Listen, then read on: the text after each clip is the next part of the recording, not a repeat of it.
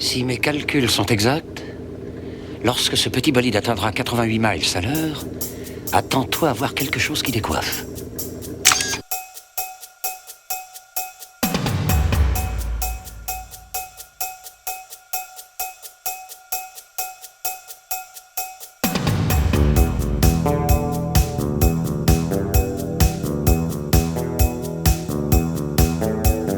Quel conducteur n'a jamais rêvé de faire rugir son moteur, faire crisser ses pneus et slalomer sur les routes bitumées à suivre un autre véhicule ? Heureusement, le cinéma a assouvi ce fantasme de chauffard imaginé. Bienvenue sur la chaîne pour ressentir l'adrénaline de cette vitesse à travers des films emblématiques de la poursuite automobile.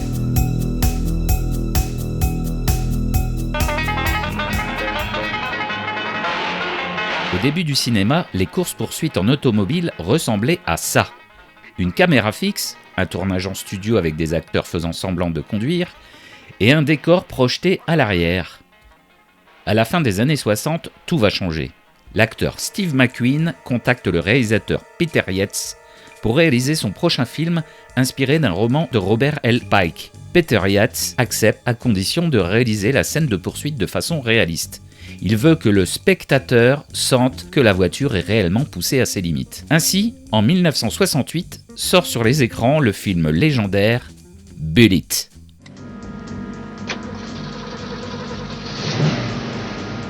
La scène de la poursuite entre la Ford Mustang GT390 Fastback vert Highland Green et une Dodge Charger 440 Magnum noir débute environ à 1h05 pour une durée de 10 minutes 53. En voici quelques extraits.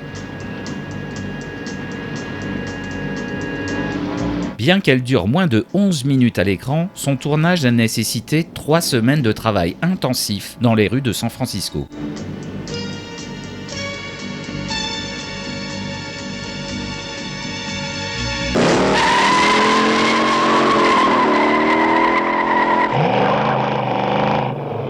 La poursuite est si intense que les caméras montées sur les carrosseries devaient être protégées par des boîtiers spéciaux pour ne pas être détruites par les vibrations et les chocs contre le bitume de San Francisco.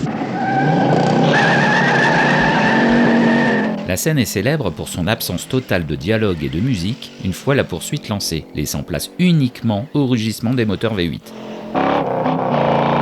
Pour accentuer le réalisme, les voitures atteignaient parfois plus de 175 km/h dans les zones dégagées, bien loin des limites de vitesse autorisées par la ville à l'époque. Les bruits de moteur ont été retravaillés en post-production pour accentuer la violence mécanique de la poursuite. Le réalisateur Peter Yates, ancien pilote de course, savait exactement comment filmer des voitures pour rendre leurs mouvements crédibles. Bien que Steve McQueen soit un pilote de course émérite, l'assurance du film a mis son veto pour les cascades les plus dangereuses. C'est donc le cascadeur Bud Ekins qui a réalisé les manœuvres les plus périlleuses.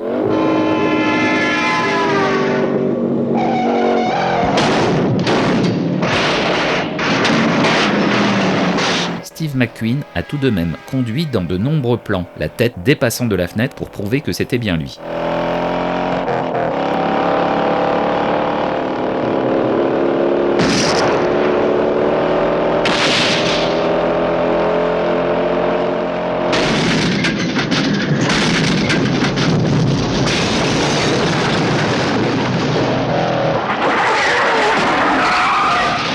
Si vous regardez attentivement la poursuite entière, vous remarquerez que la Dodge Charger perd 5 enjoliveurs au total. Un petit faux raccord devenu célèbre parmi les fans de voitures. Souvent citée dans les classements des meilleures poursuites automobiles, cette autre scène culte est réalisée par William Friedkin qui mettra la barre encore plus haut. La poursuite sera faite cette fois en conditions réelles de circulation sans autorisation. Le film French Connection sort en 1971.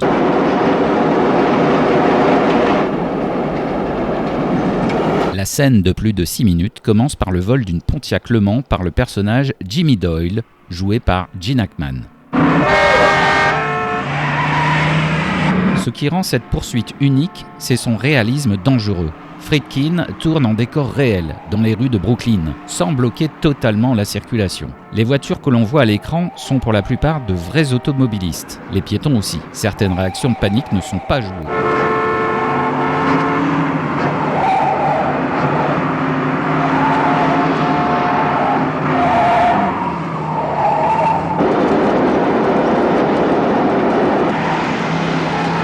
La Pontiac Le Mans, conduite par le cascadeur Bill Hickman, est lancée à plus de 140 km/h sous la voie ferrée, frôle les collisions, en provoque même une avec une voiture blanche qui n'était pas prévue au scénario. Le sentiment de chaos n'est pas fabriqué, il est réel.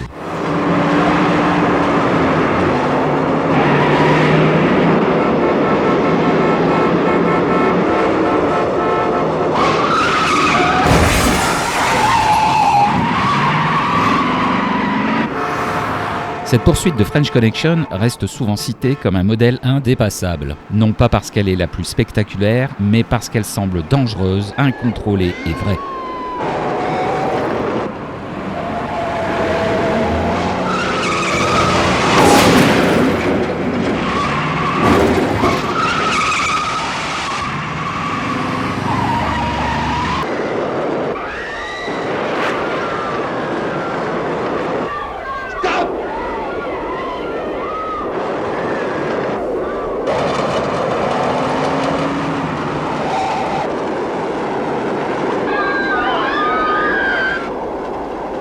La caméra, souvent placée à l'intérieur du véhicule, renforce l'immersion. Le spectateur ne surplombe pas l'action, il est coincé sur le siège passager, sans échappatoire.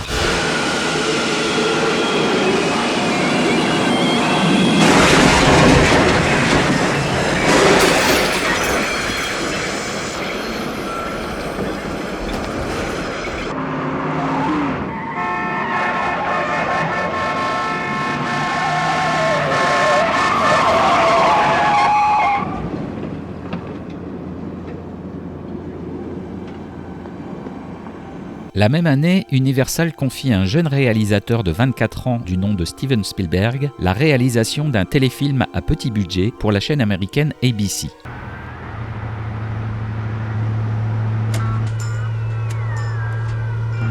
L'histoire est celle de David Mann, représentant de commerce ordinaire, qui est pris en chasse par un mystérieux camion-citerne rouillé sur une route isolée de Californie.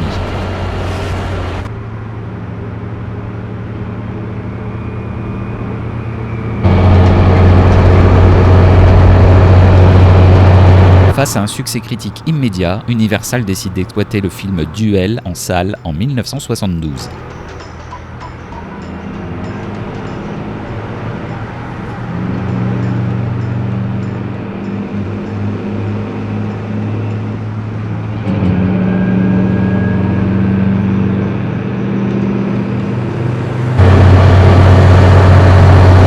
Si Duel est resté dans les mémoires, ce n'est pas par son dialogue presque inexistant, mais pour sa poursuite infernale qui occupe la quasi-totalité du film.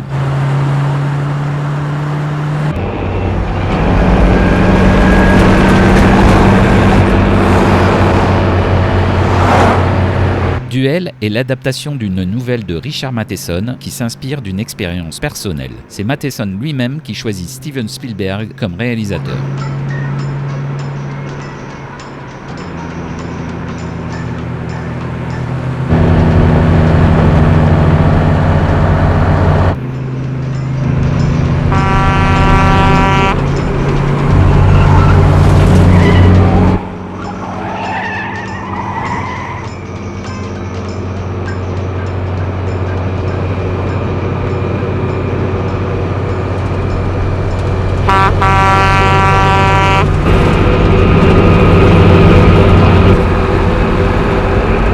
La durée du film pour la télévision étant de 75 minutes, Spielberg tourne plusieurs scènes supplémentaires afin d'allonger le métrage à environ 90 minutes pour la sortie en salle.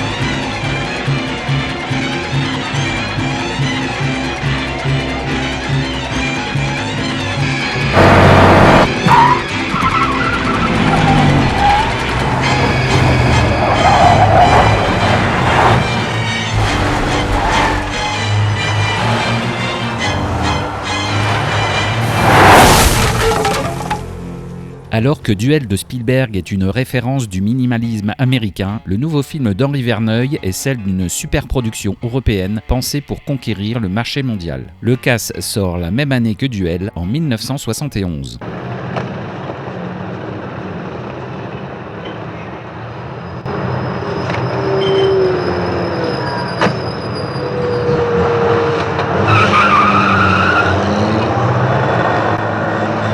Henri Verneuil, fasciné par le cinéma américain, décide de faire un remake du film Le Cambrioleur de Paul Van Cos, en transposant l'intrigue de Philadelphie à Athènes.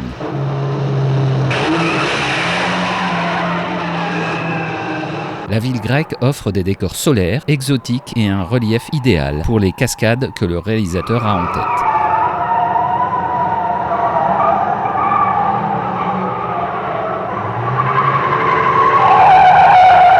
La poursuite oppose deux voitures iconiques. Jean-Paul Belmondo pilote une Fiat 124 Special T rouge, agile et nerveuse, qui symbolise l'audace du cambrioleur.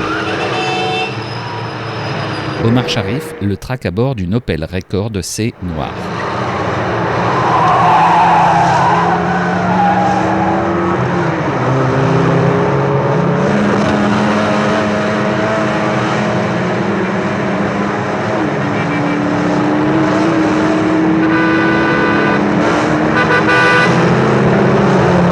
Verneuil a chargé le cascadeur Rémi Julienne d'orchestrer une séquence qui devait détrôner la célèbre poursuite de Bullitt.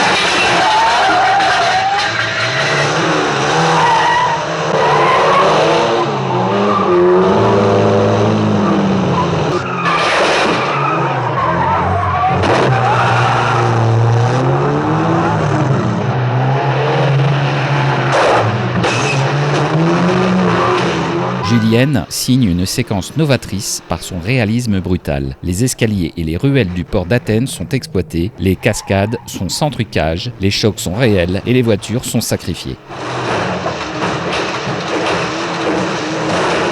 Cette scène de presque 11 minutes est souvent comparée à Bullitt, mais son style est différent. Moins axée sur la puissance, elle privilégie l'improvisation et la débrouillardise à l'européenne. La poursuite est plus brute et réaliste, presque physique, avec une vraie sensation de poussière et de mécanique.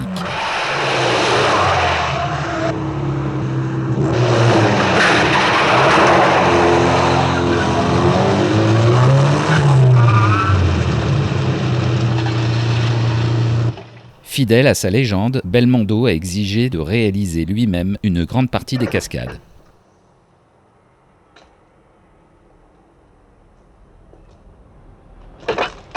« 30 ans après Bullitt, le réalisateur John Frankenheimer revient sur le devant de la scène avec pour idée un film sans aucun effet spéciaux numérique.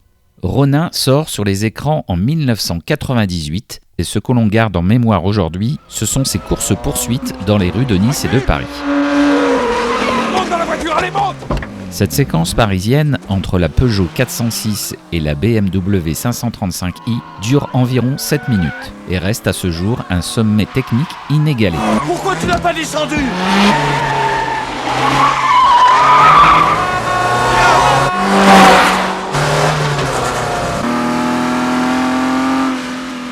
Prends le tunnel!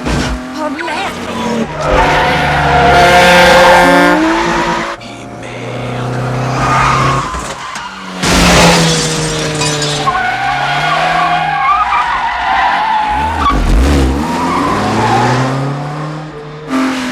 Les cascadeurs roulaient à plus de 160 km/h avec les acteurs réellement à l'intérieur des véhicules, parfois pilotés par une conduite à droite cachée.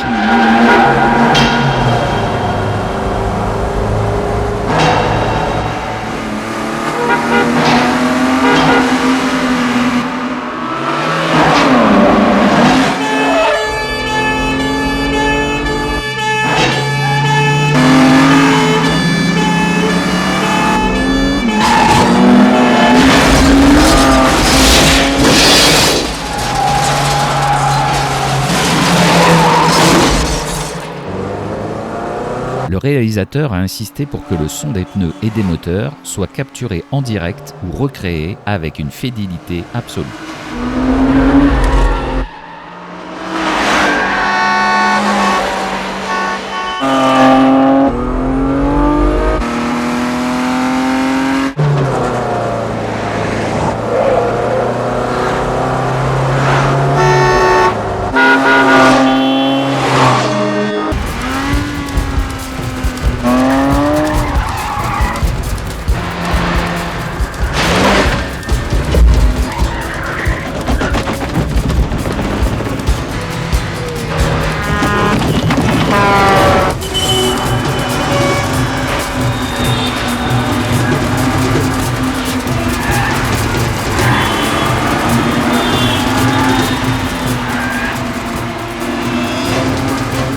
Allez, plus vite!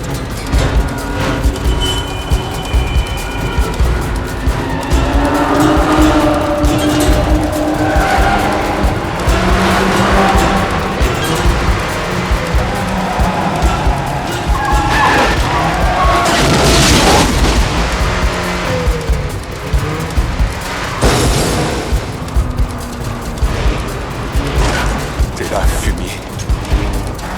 C'est le secret le plus célèbre du tournage. Pour filmer les réactions terrifiées des acteurs Robert De Niro et Natasha McElhone, la production a utilisé des voitures avec conduite à droite. C'est le pilote de rallye professionnel Jean-Pierre Jarier qui conduisait réellement la voiture depuis le siège passager de droite caché par un faux tableau de bord.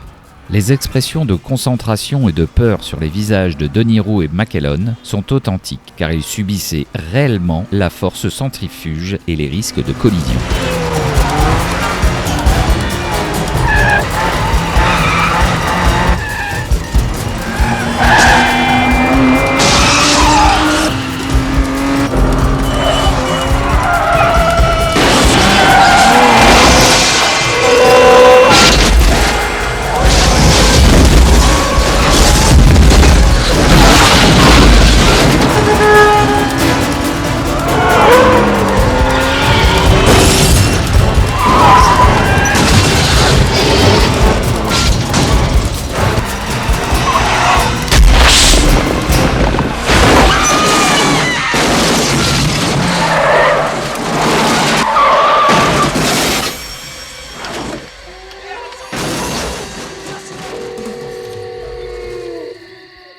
Lorsque Ryan Gosling rejoint le projet d'adaptation d'un roman noir écrit par James Sallis et qu'il en devient producteur, il choisit alors Nicholas Winding Refn pour réaliser le film.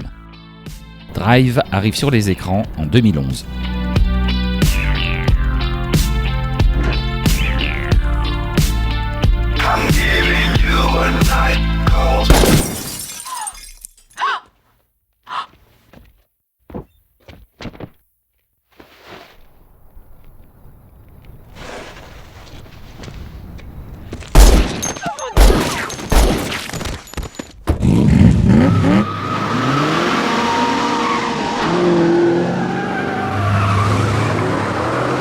Refn transforme complètement le projet d'origine avec une inspiration années 80, un rythme lent et contemplatif, une violence brutale mais rare et un personnage silencieux et mystérieux.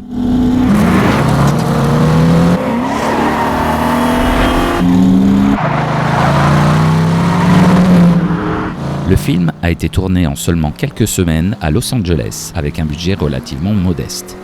La course-poursuite est un duel de moteur V8 entre la Chrysler 300 et la Mustang GT. La scène a été tournée sur des routes dégagées de Santa Clarita au nord de Los Angeles.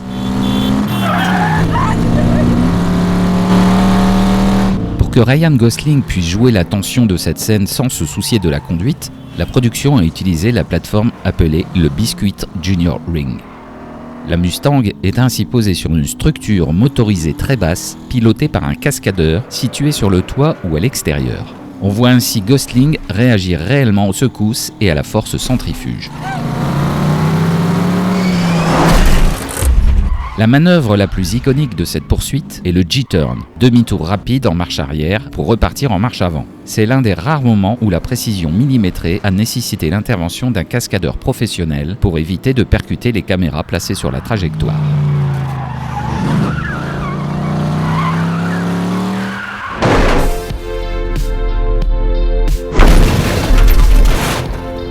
Si vous avez aimé cette vidéo, n'oubliez pas le petit clic pour soutenir la chaîne. A bientôt, salut YouTube!